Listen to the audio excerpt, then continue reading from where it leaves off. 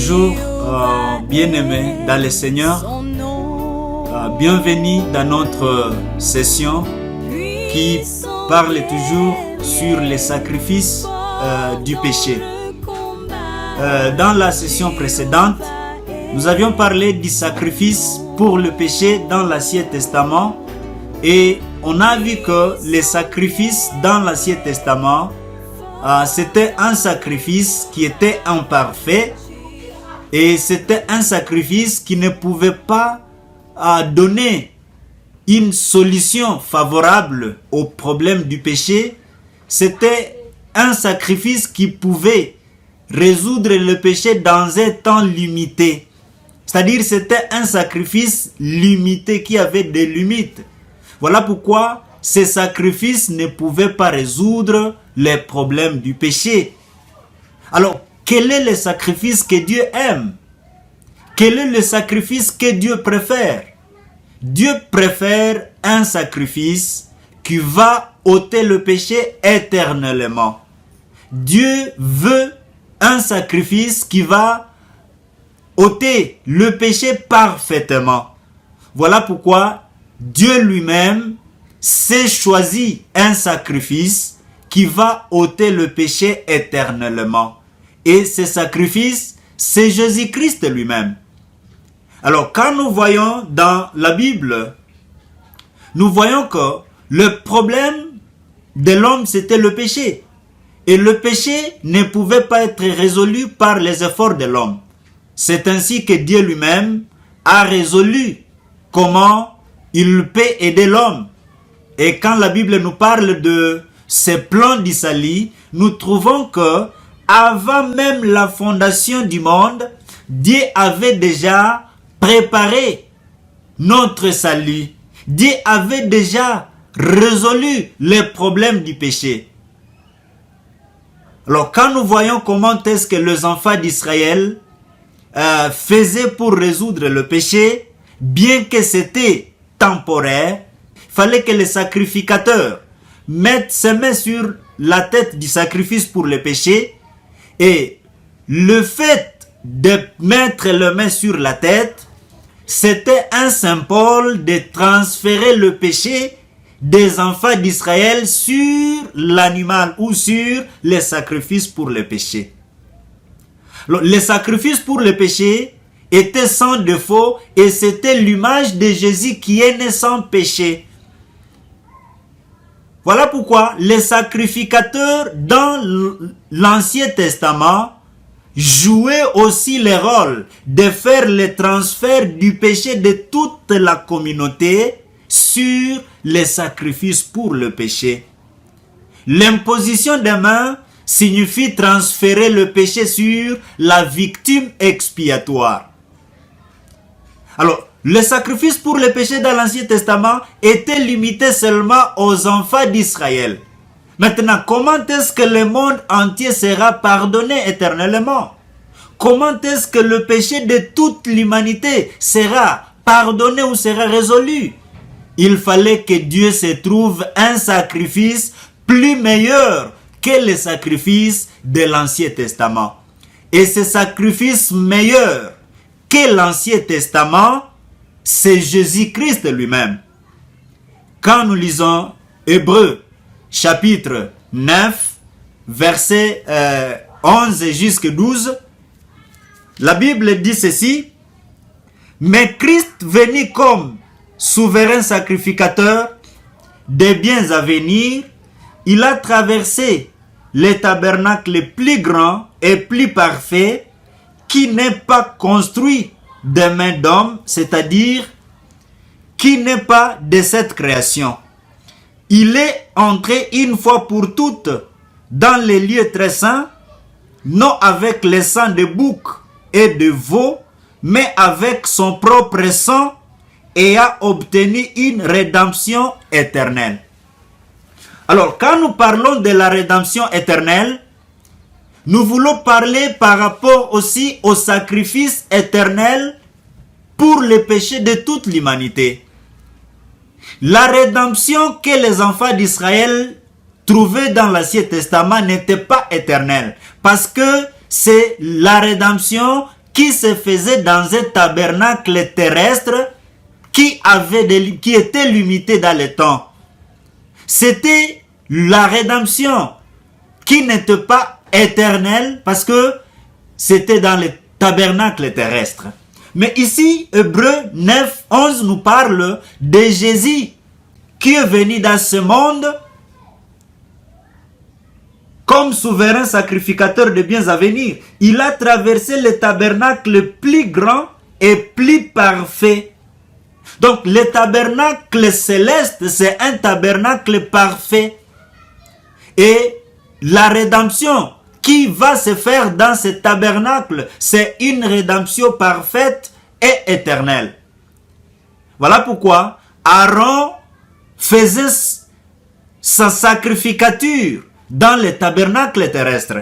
Mais Jésus, comme souverain sacrificateur de biens à venir, lui, il a fait sa sacrificature dans le tabernacle plus grand et parfait. Aaron entrait avec le sang de bouc et de taureau dans le tabernacle terrestre. Mais Jésus est entré avec son propre sang dans le tabernacle céleste plus grand et parfait. Alors, quand nous parlons de la rédemption éternelle, nous voulons parler de comment est-ce que le péché de l'homme, le péché du monde, a été lavé complètement, parfaitement et éternellement. Sans les efforts de l'homme, mais Dieu lui-même a travaillé pour l'homme. Ici dans Hébreux 9, 12, on nous parle de la rédemption éternelle. Dans le mot rédemption, il y a rachat. Les rachats, on a été racheté éternellement. Il y a les rachats. Alors, dans la rédemption, quand nous voyons la rédemption, être racheté, c'est-à-dire être réacheté, acheté de nouveau, si on peut le dire comme ça. Qui a fait notre rédemption éternelle? La Bible dit que Jésus a obtenu. Après avoir obtenu une rédemption éternelle. Ça c'est Hébreux 9, 12. C'est-à-dire Jésus a obtenu une rédemption éternelle pour nous. Il a obtenu. C'est quelque chose qui est déjà obtenu. C'est quelque chose qui est déjà accompli. Voilà pourquoi Jésus, comme agneau de Dieu venant dans ce monde pour ôter le péché du monde, il n'avait pas de péché. Il était sans péché. Même quand Pilate a livré Jésus entre les mains de pharisiens, de pharisiens, de juifs.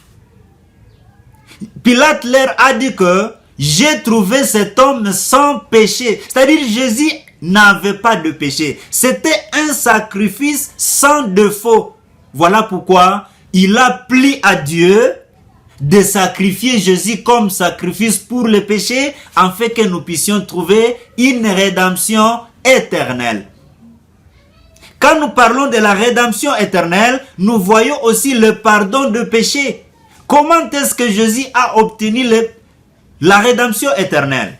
C'est par sa mort sur la croix. Voilà pourquoi Jésus a dit, je suis venu pour faire non ma volonté, mais la volonté de celui qui m'a envoyé.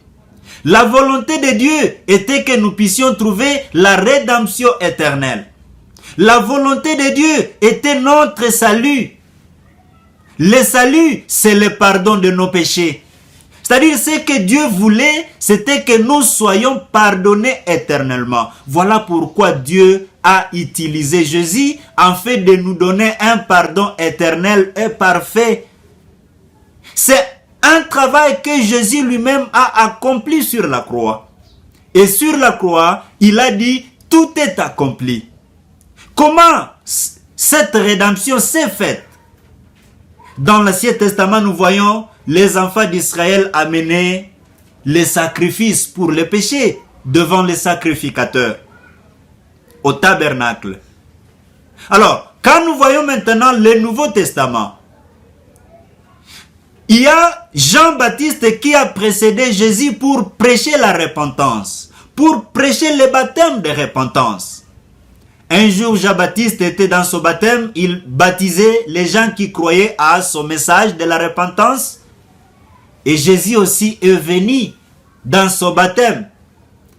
Quand Jésus est venu aussi entrer dans le baptême de Jean, Jean voulait s'opposer. Mais Jésus lui a dit, laisse faire, car ainsi il nous faut accomplir toute la justice. Jean a accepté et il a baptisé Jésus.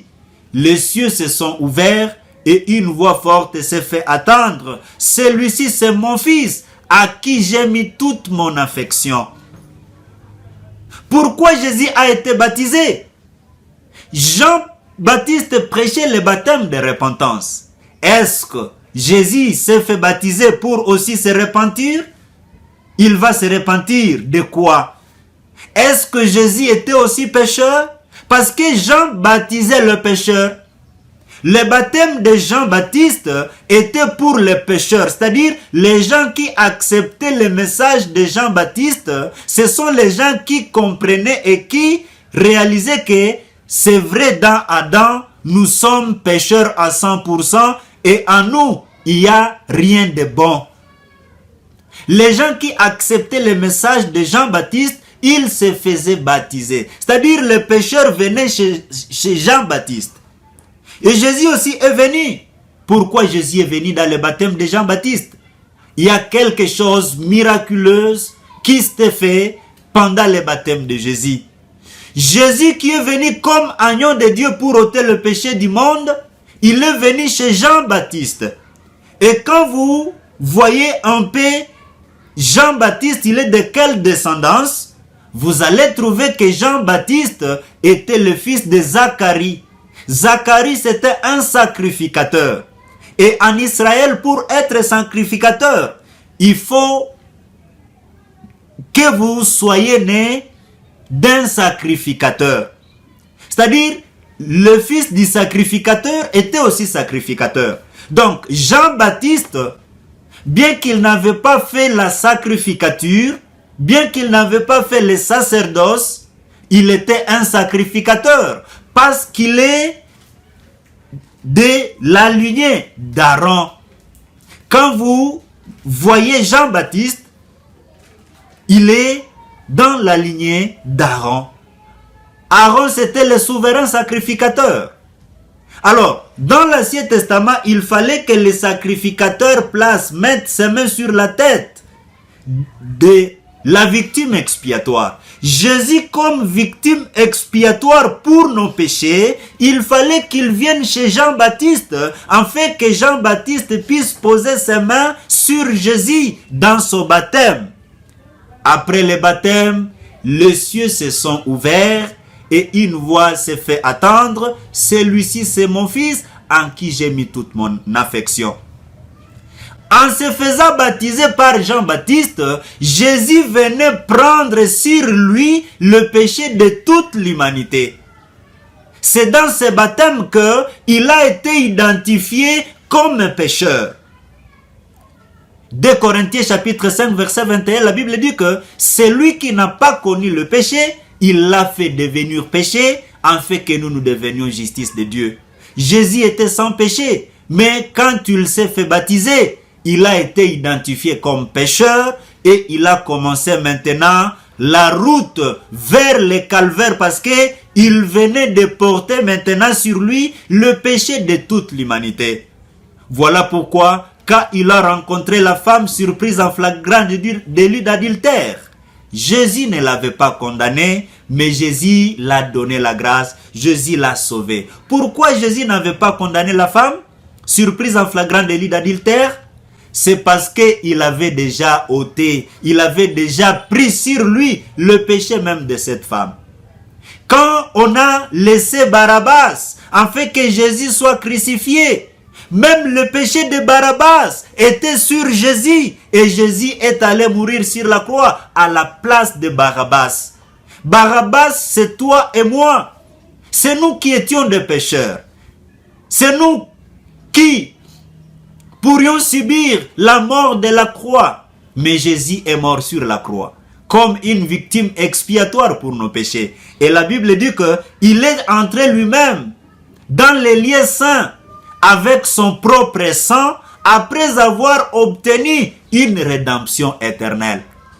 C'est-à-dire Jésus a présenté un travail complet à Dieu pour que Dieu aussi soit satisfait de ce que Jésus a fait. Voilà pourquoi nous disons que la rédemption que Jésus nous a donnée, il nous a donné une rédemption éternelle.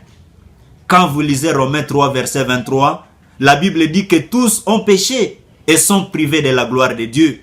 Mais quand vous descendez dans verset 24, la Bible va vous montrer que ils sont gratuitement justifiés par les moyens de la rédemption qui est en Jésus-Christ. En Jésus-Christ, nous avons la rédemption, c'est-à-dire le pardon de nos péchés. Bien-aimés, ce que Jésus a fait sur la croix, il a tout accompli sur la croix. Il a tout payé sur la croix pour que l'homme soit justifié, pour que l'homme soit sanctifié, pour que l'homme soit juste devant Dieu. Alors, Jésus, c'est la victime expiatoire pour nos péchés. Jésus, c'est le sacrifice que Dieu aime pour nos péchés. Jésus, c'est celui qui a payé la dette de tous nos péchés. Voilà pourquoi, Hébreux 10, 10, la Bible dit que c'est en vertu de cette volonté que nous sommes sanctifiés par l'offrande du corps de Jésus une fois pour toutes. Une fois pour toutes. Et 14 dit que par une seule offrande, il a amené à la perfection pour toujours ceux qui sont sanctifiés. Dieu nous a amenés à la perfection pour toujours par l'offrande de Jésus-Christ. Et dans Hébreux 10, 17, il dit « Et je ne me souviendrai plus de leurs péchés ni de leurs iniquités. » Les sacrifices pour les péchés, pour que nous puissions obtenir la rédemption éternelle, c'est Jésus-Christ qui est mort sur la croix à cause de nos péchés. Bien-aimés, nous sommes nés pécheurs. Bien-aimés, nous étions séparés de Dieu à cause de nos péchés. Mais l'amour de Dieu a été plus grand que nos péchés. Voilà pourquoi il a sacrifié Jésus comme sacrifice pour le péché de toute l'humanité. Jésus a payé la dette éternellement. Jésus a payé ce que nous, on ne pouvait pas payer. Ce que nous, on était incapables de payer. Et il nous a donné la rédemption éternelle. Et c'est ce que nous appelons salut. Qu'est-ce que le salut? Le salut, c'est obtenir le pardon de péché. Le salut, c'est la rémission du péché. Luc chapitre 1 verset 77. La Bible dit que en fait de donner à son peuple la connaissance du salut par le pardon de leurs péchés. Le pardon de péché égale rédemption. Rédemption égale salut. C'est-à-dire Dieu nous a donné un salut éternel. Un plein salut éternel. Pas à cause de nos œuvres, mais à cause de ce que Christ a fait. Il est mort sur la croix et il a versé son sang. Sans effusion du sang, il n'y a pas de pardon. Et le salaire du péché, c'est la mort. Donc le péché est payé par la mort.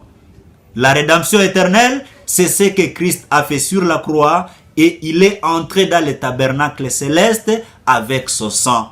Quand Dieu voit le sang de Jésus, il nous voit saints. Il nous voit les gens qui n'ont jamais commis de péché. Il nous voit comme les gens qui sont plus blancs que la neige. Bien-aimés, plaçons confiance dans le travail de Jésus. Plaçons notre confiance dans ce que Jésus a accompli sur la croix. Ne vous regardez pas pour que vous puissiez vous appeler encore pécheurs. Croyez en Jésus. Il a tout accompli sur la croix. Il a ôté nos péchés et il a payé la dette éternellement. Bien-aimés, Jésus, c'est le sacrifice que Dieu aime, le sacrifice parfait, et il nous a amenés à la perfection. Et Dieu a dit, je ne me souviendrai plus de leurs péchés ni de leurs iniquités. En voulant terminer, je vais lire Ésaïe 44, 22. La Bible dit ceci, Ésaïe 44, 22. La Bible dit, ceci dans 44, 22. J'ai effacé tes transgressions comme un nuage et tes péchés comme une nuée.